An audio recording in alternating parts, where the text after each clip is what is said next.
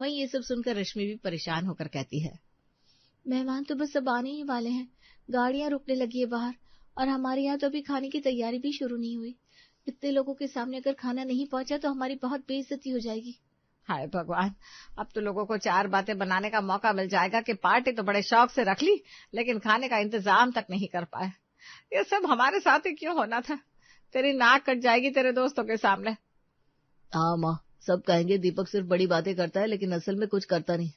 अब हम क्या करें, कोई तो रास्ता निकालो। दीपक की ये बात सुनकर सुधा की नजर अचानक पायल की तरफ पड़ती है और पायल से कहती है, अरे हम इतना क्यों सोच रहे हैं? पायल, तू तो इतना अच्छा खाना बनाती है, तेरे हाथ में तो कुदरती स्वाद है। एक काम कर, आज तू ही रसोई संभाल ले और खाना बना दे। हम सबको तेरे हाथ का खाना बहुत पसंद आता है, तो मुझे पक्का यकीन है मेहमानों को भी बहुत पसंद आएगा। सुधा की ये बात सुनकर पायल के होश उड़ जाते हैं।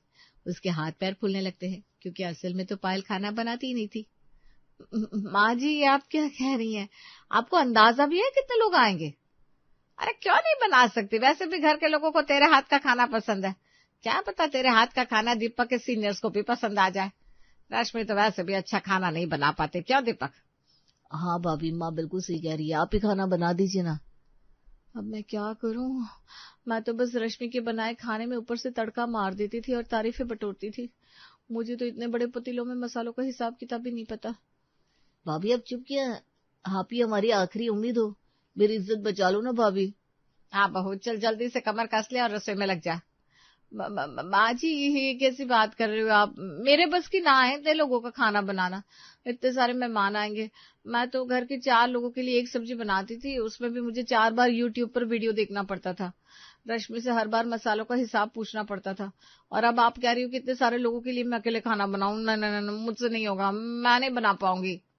माँ जी आप फिक्र मत कीजिए, मैं हूं ना, मैं आज सब लोगों का दिल जीत लूंगी, ये मेरा वादा है। लेकिन मैं खाना तभी बनाना शुरू करूंगी जब आप लोग खुद मुझसे कहेंगे, क्योंकि आप लोगों को तो वैसे भी मेरे हाथ का खाना अच्छा नहीं लगता, तो मैं जबरदस्ती नहीं करना चाहती।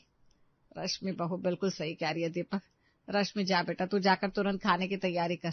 दीपक फालतू की चिंता छोड़ और रश्मि पर भरोसा रख। हमारे पास अब और कोई रास्ता नहीं है।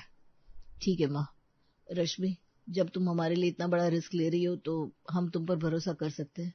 तुम जाओ और जो बनाना है बनाओ, बस लाज रख लेना। रश्मि अब पूरी फुर्ती के साथ रसोई में जुट जाती है।